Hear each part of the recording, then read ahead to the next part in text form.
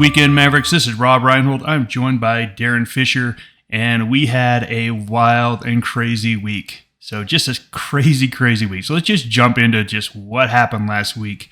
And the volatility this week was phenomenal. It was fantastic. Now look, equities, not so much. Equities have been leading the volatility lately.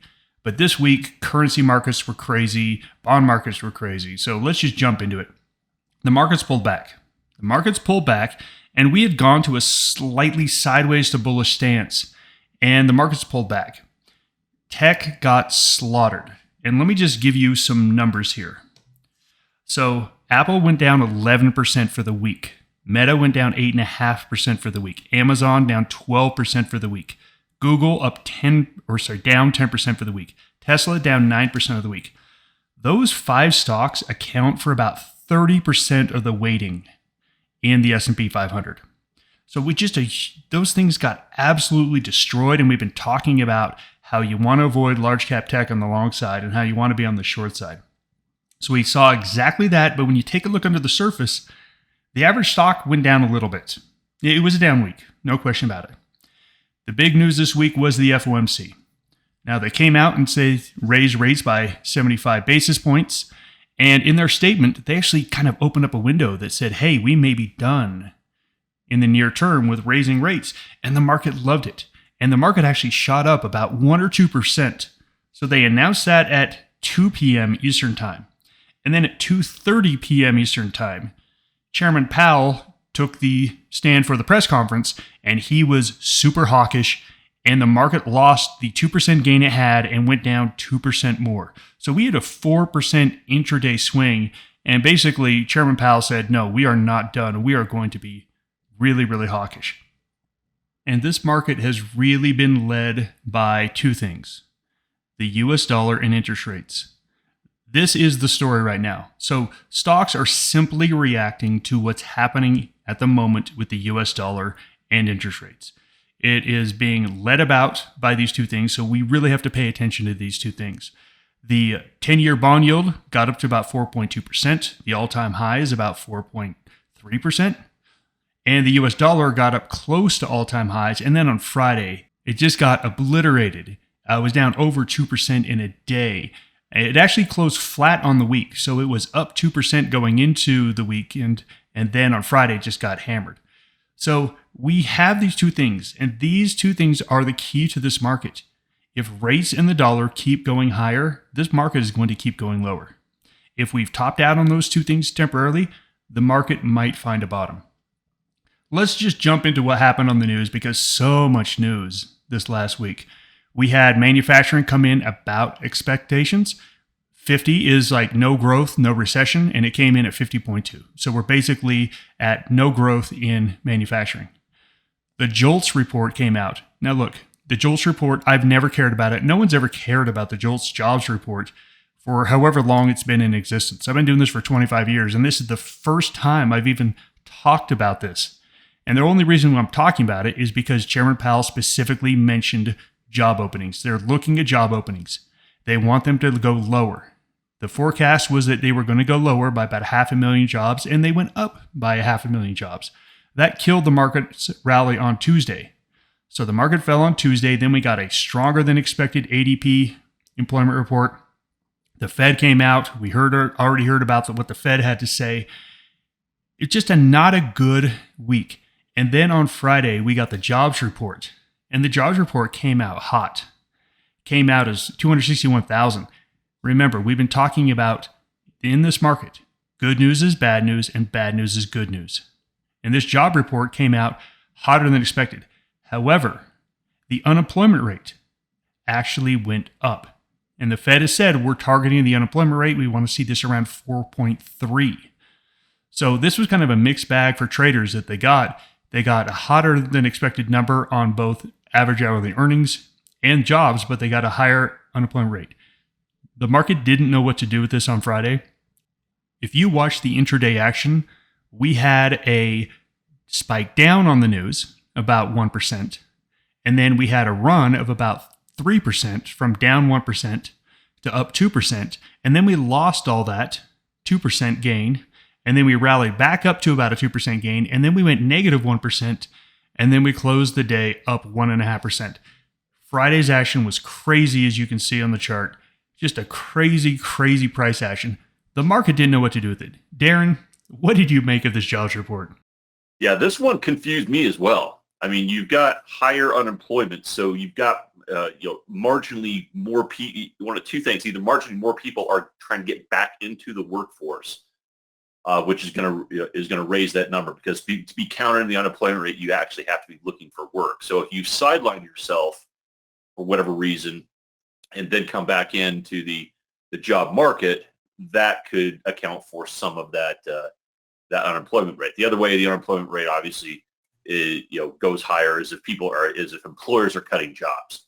So you're so close to the forecast right there. I don't think anyone has a good idea of which one is driving it, if any. It could be 6-1 and half dozen the other right now. The unemployment, the non-farm payroll change. I mean, that was a huge number. Have the forecast be off for that much throws people for a loop. I mean, you're right. I mean, you watch a line graph of Friday's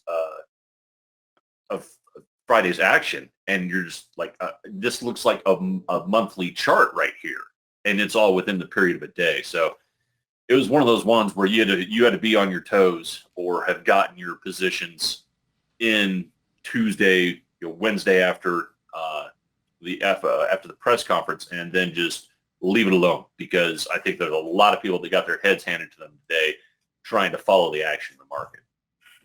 Yeah, and I'm going to look at Friday's candle specifically, because Friday's candle was just a crazy one. And I mean, let's take a look at it right now. Look at how wide the shadow is. We went all the way down to 370. So that's a 6-point move on the SPY. That's 2%.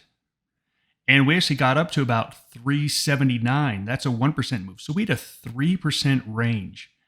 And we touched both highs and lows 2 or 3 times during the day of 3%.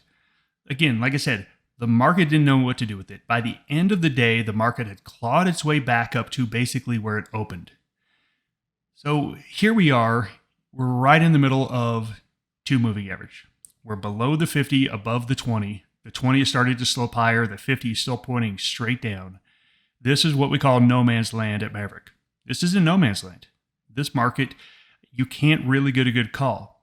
Now, if you take a look at the recent price action, we had 3 down days. We had a doji down there at the 370 area, and we got a bounce off of that doji. In any other market, I would just say, hey, this is a classic bull pullback. We want to be looking to be more long than short, but this is anything but a normal market. And again, let's just look at the numbers. The numbers today or this week were just crazy. The Dow was only down 1.3%. The S&P down 3.2%. I wish I could find a way to back out those 5 stocks I talked about, the 5 large cap stocks. If I had my guess, the market would have been about flat without those 5 stocks. And in fact, on Friday, when we hit our lows on Friday, the advanced decline line, how many stocks are going up or down on a given day, was still positive at the lows. So it's such a mixed picture. And that's really what Darren and I have been talking about, is that it's so confusing in this moment. I've been doing this for 25 years. And there's sometimes the market just is throwing you some signals here, some signals here. The one clear signal, though, is the NASDAQ. Look at the NASDAQ, down 5.8%. We've been talking about how it is likely to underperform, and sure enough, it did underperform. Now, when you take a look at the chart on the NASDAQ, on the Qs, it looks horrific. When we look at the S&P, we say, hey, we don't really know what's going on. Where's it going? We take a look at the Qs. It's just a sell. It's just a flat out sell. This is where it gets confusing, because if you take a look at something like European equities, I'm going to throw up a chart here. European equities almost looks like it's in a bull market. If we take a look at emerging markets were up 5%. They look like they're actually ready to turn and run. We're getting so many conflicting signals. And speak of one last conflicting signal, this VIX. I can't make any sense out of this, Darren. Can you? No, and that's what we were talking about before. I mean, even though we had, from Wednesday afternoon to basically Friday mid-morning, it was nothing but down. You take a look at those last three candles in the VIX, and this just tells me that there's a lot of complacency right here. The people still have hope.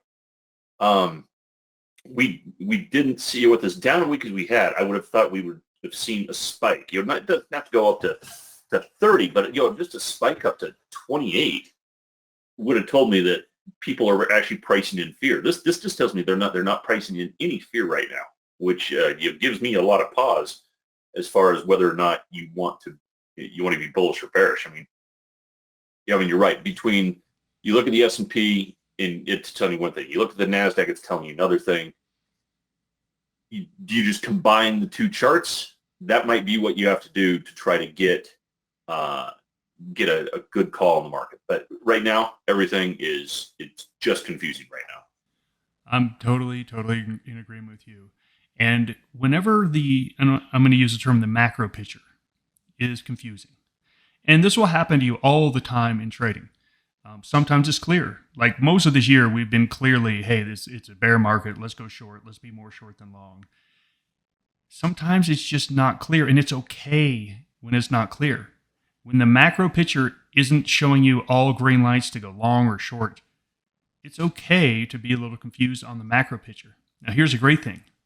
When we break it down into the sectors and the industry groups, all of a sudden things start to get more clear. And Darren's going to walk us through that more clear.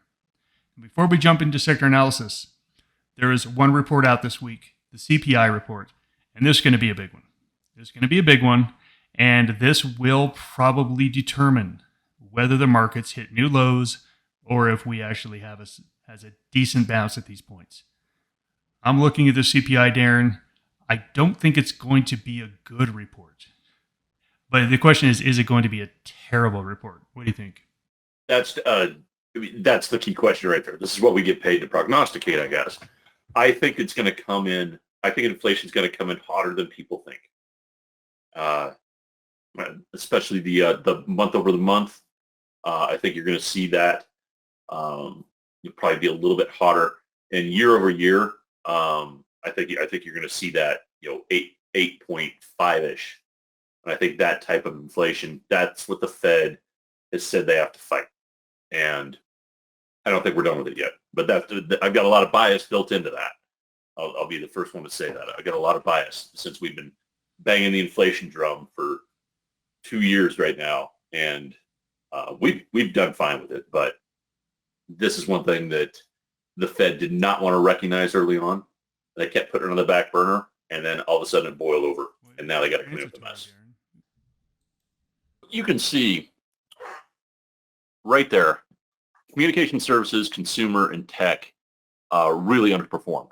Okay, now with the NASDAQ being lower, a lot of that's going to be accounted for tech, like you mentioned. You have Google, Amazon, Meta, Tesla all down. A lot of that is going to be in tech.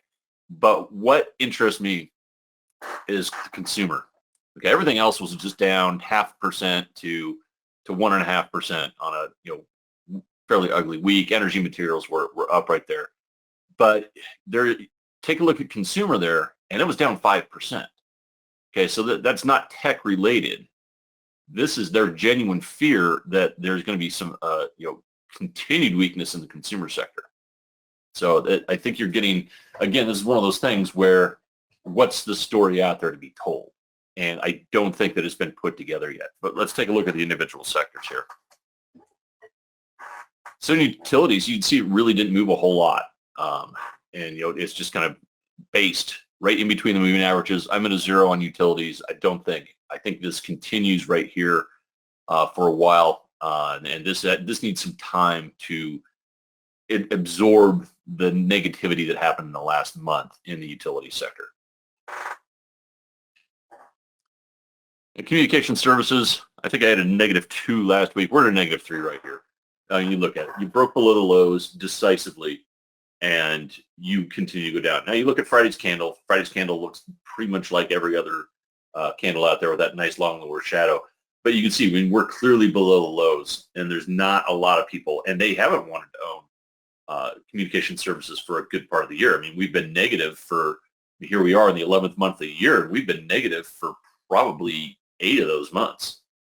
So there's just not a whole lot looking good in communication services. So here's real estate right here. And again, this is going to be a zero. You've got a lot of things going on. What you've got higher interest rates right there. And then you've also got, is the economy contracting? Are you going to have less office space usage? What's the tenant situation going to look like? There's just so much going on in real estate. And again, it's between those moving averages. I think it's going to stick here and just base for a little while until we get a clear picture of what's going on. Industrials, though, still looking pretty good. We were positive in industrials last week, and we're still positive this week. Closed at nearly the highs for the week. And so this did pretty good. I mean, just a typical bull pullback right there. 2 prior support, and then had a couple of really good candles Thursday and Friday to close essentially the highs for the week. So industrials is looking pretty good.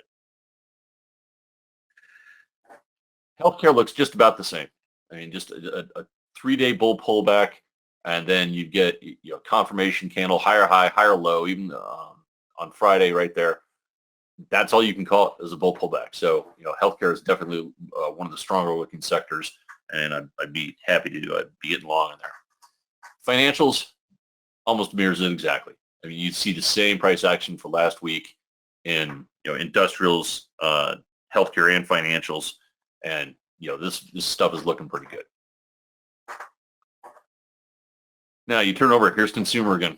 I'm in a -2 on consumer. It went down. It went down hard. I mean, we're sitting right there at support. This is the 3rd time we've hit this right here. I think the best that we can hope for in consumer is that it bases, between that 135 and 145 area. But the more times that we're going to touch that support level at 135, the higher the possibility of us breaking through it. So I'm at a -2 on consumer here. Not as bad for technology here. I'm at a -1 on technology, where we've got some room to run before we hit those previous lows. Not a whole lot, but I think we've got a little more weakness here. We want to see did we bounce on Friday, or do we continue lower? I mean, that's what everyone wants to take a look at. So tech not looking the best. Even though it had a 6% down move this last week, it still looks better than consumer does. Very odd pairing between the two of them. We've got materials. Materials is looking decent, mildly bullish on materials at a +1. We had some serious technical damage done in August through October. It looks like it's based. Now we're getting higher highs, higher lows, nice up channel right there. And last week, we just broke above the 50, and we stayed above that 50, closed decisively higher. I mean, you can see that with just the entire sector was up 3.5% on Friday. I mean, for an entire sector, that's a huge move, in a single day. And so there's definitely people wanting to get bullish this. And then our good friend energy, that are +3, above both moving averages, held in there very, very nicely. Both moving averages are sloping up. Even though it's a red candle, we were still up 1.2% on Friday. And so, but that's essentially at June's highs. So we've come up pretty good from where we had some momentary weakness in energy. But this is one that's looking pretty good. I would not be surprised if we broke through those June highs in fairly short order. So to lay everything out, you can see in the past, we've had a lot of different sectors consolidated on a single number, +2, -2, 0. Everything was just in lockstep. And this is the first time in a long time where we've had the different sectors spread out across the entire spectrum of what looks good and what looks bad. And communication services down there at -3, and one more, consumer -2, tech -1, sitting right at 0 is I really don't want to stick my head in that pot at all. Real estate and utilities, materials looking mildly bullish. The 3 sectors that kind of moved in lockstep this last week: financials, healthcare, and industrials looking good at +2. Then energy sitting there at +3. I mean, it's been a long time since we've had this type of spread in the different sectors. And I want to point out, Darren, that if we just went back just a couple weeks ago, there was a big clump of everything at -1, -2. That's where the whole market was. Everything was weak. And this is another thing that's making me really hesitant to make a bold call on the broad market is that we have stuff going all over the place. I mean, we've got energy breaking out to new all-time highs. We got financials, healthcare, and industrials looking great. And then we have some sectors just looking terrible. And it's so mixed right now. I'm very uncomfortable even giving a call out to what the broad market is going to do. But as I said, this is where we love to trade as basket traders, is that we can take shots at all these. We can be long energy, industrials, healthcare, financials, and we can be short comm services, consumer, and technology. We can trade both sides and be very happy about it. Let's look at some trades.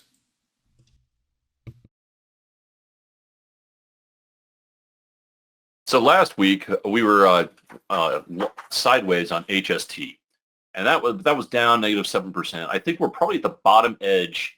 If you played this in a butterfly, you're probably at the bottom edge of your profit area right here. So if you have some time, and I think you probably do before the trade ends, this could probably go back up there towards that 19 area right there. So I think we had a 17, 19, 21 butterfly on there.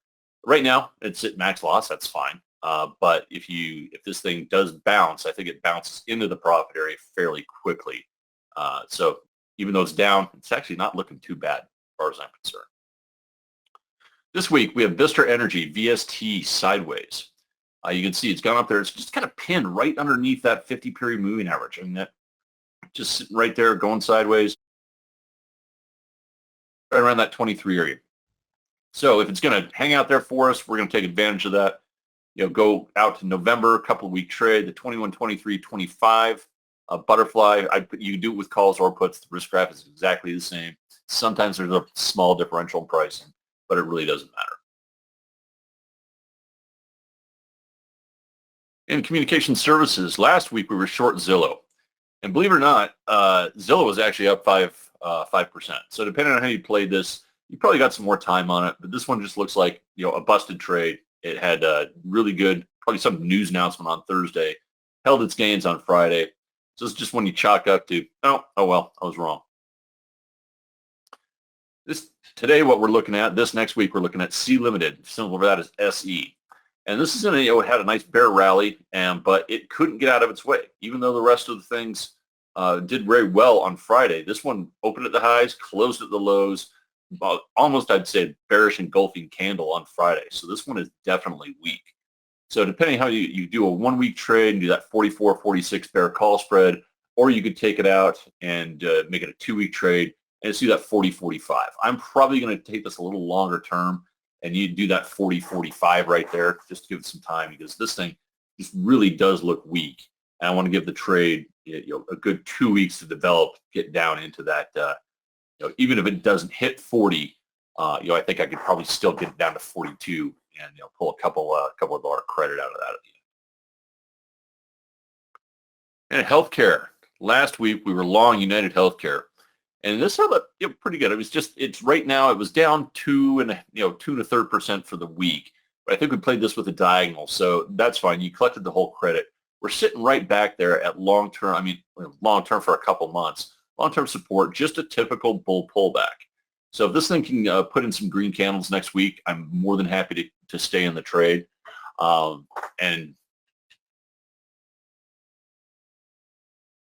So if this thing can produce some green candles next week, I'm more than happy to stay in the trade. This week, we're looking at Gilead, GILD. That's a very high and tight base. Okay, last Friday, it looks like we had a really big news, and it held up in there. It's just been basing at the 78 to the 80 area right here. Very high, very tight. So how do you want to do that? Well, you can do it a few different ways. If you think this is going to run even higher, you just go long with December 75 calls. Not the exact market conditions that I want to do. I don't really want to run unhedged long calls and something like this if I don't think it's gonna run. So what I'm looking at is going out to November 25th, maybe even December. Go long that 76, and then this next Friday short the 81 against it.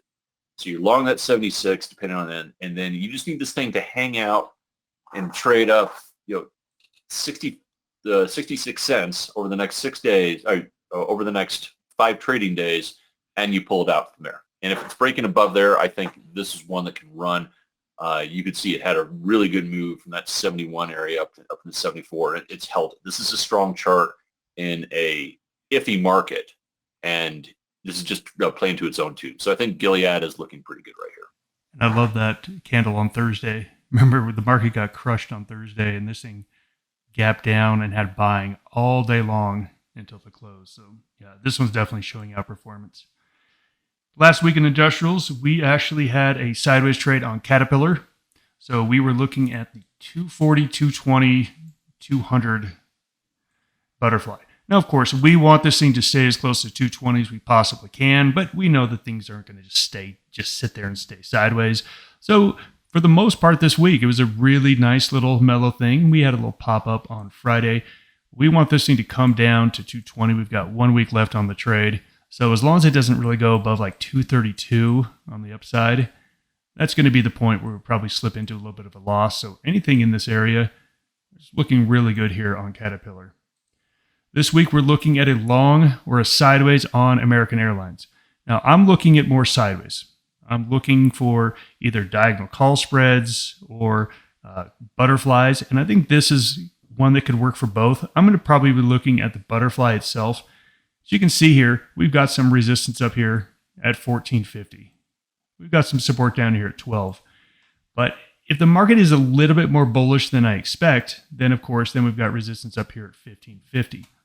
So this is where 14 is a great little point to where you can set up a 12, 14, 16 butterfly. So as long as it stays kind of in this area, this is going to be a nice trade and a profitable trade.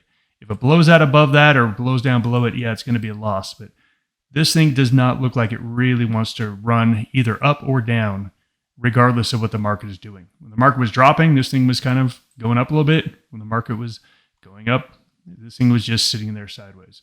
So American Airlines on the sideways side.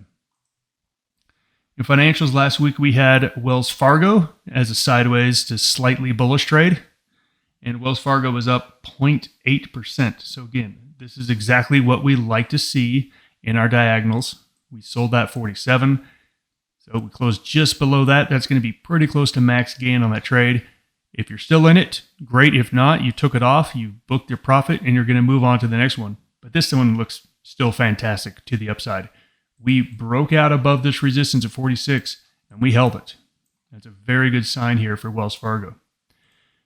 Kind of sticking with the big bank theme, this is Morgan Stanley. And we're going to go sideways with this one. Again, I'm looking sideways to slightly bullish on things. And again, I'm only in the sectors that are showing relative strength. So again, we just looked at industrials showing relative strength, financials doing relative strength.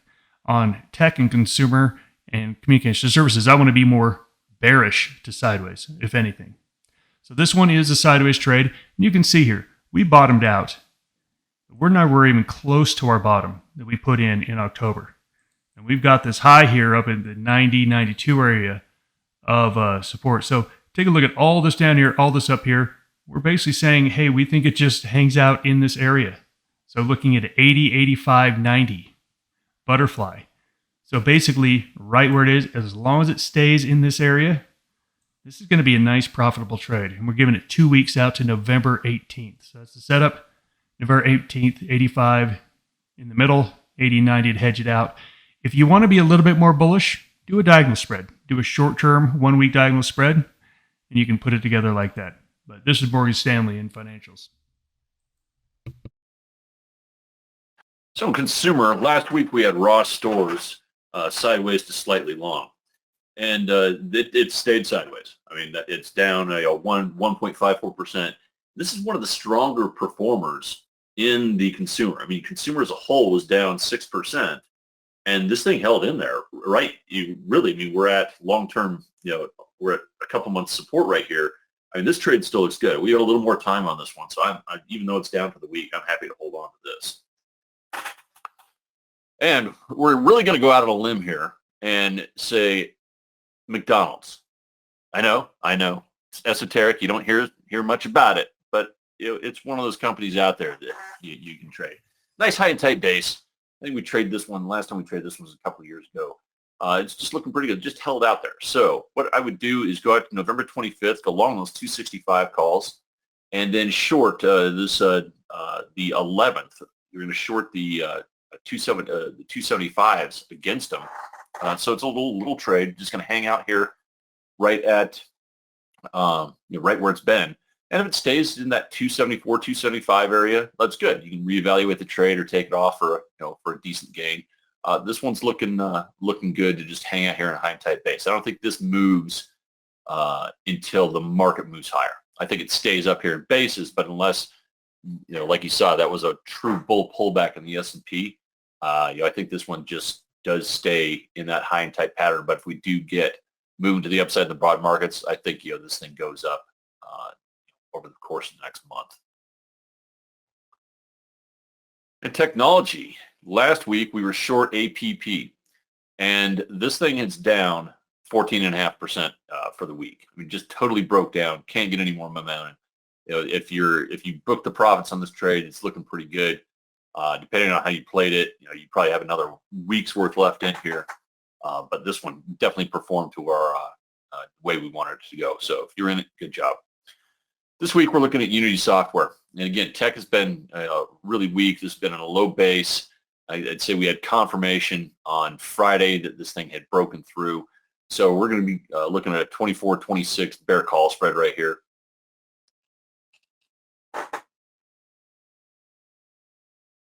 And you're just playing it for a $2 spread. And you're right about in the middle of it right now. I was looking pretty good. You're probably going to pull, I'd say maybe $1.20 credit out of it. So you have 80 cents in risk. I think it's a good trade for a couple of week trade. And again, the technology sector at this point doesn't look like it has any bottom. So, we've been short technology for a while, and until it tells us to not be short anymore, we're going to keep ringing that register.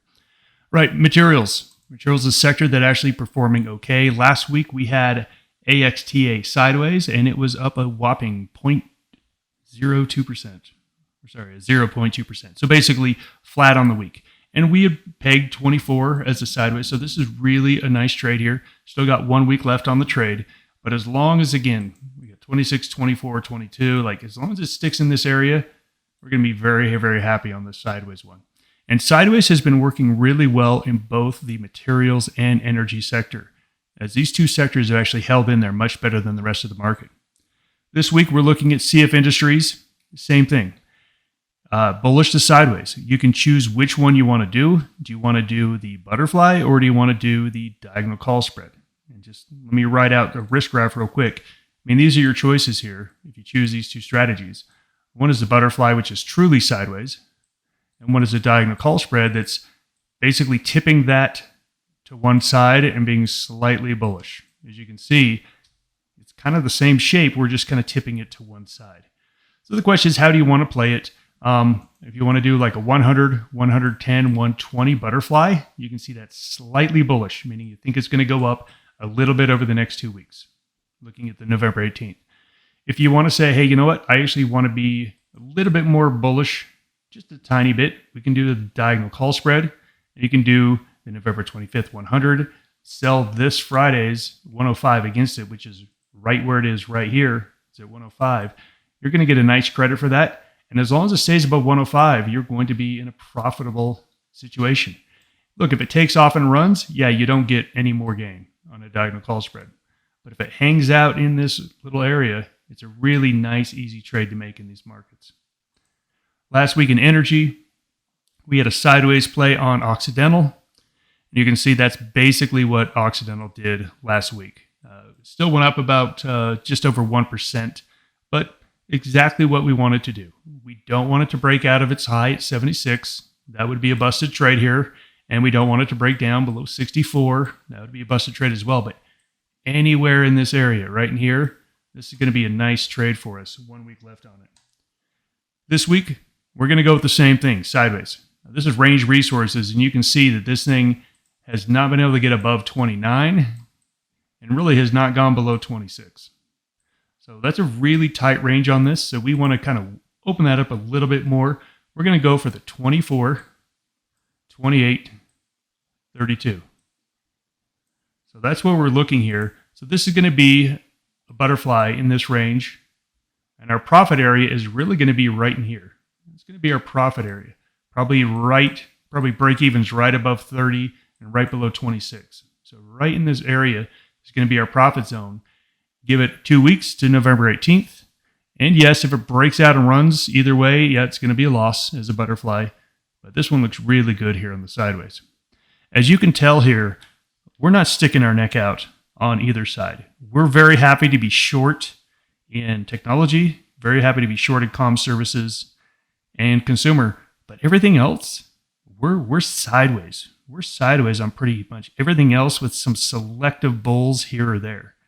If you want to share some trades with the rest of the Maverick traders, please go on to our forum on our website, maverickTrading.com, log in, go into the forum. Let's get a lot of discussion this week on trades. We always love when our traders share trades with each other. To wrap this up, we've got mixed signals. Tech is weak, comm services weak, consumer weak. Everything else is sideways, and then we have a couple strong sectors. Healthcare, industrials, and energy actually looks pretty good. We do have the midterm elections, and we do have CPI. So I think the first part of this week is probably pretty mellow. Tuesday night, Wednesday morning, the CPI, boy, things could get a little wild there. And I think by the end of next week, we're going to have a better idea of where this market stands. Because, Darren and I actually spent a lot of time before making this video debating, and it's a mess. It's a mess. So we're hoping by next week, we can come on and have some sort of clarity on where this market is likely to go. It's okay if you don't have the clarity. Remember, cash is a position. It's just a week. We can wait that out and wait for something a little bit better. Regardless of what happens on Wednesday and Tuesday, we think tech is still in trouble. We think tech is still likely to underperform the market. So just be aware of that. That is it for us. Thank you so much for joining us for the Trading Room. Goodbye, everybody. Good trading, everyone.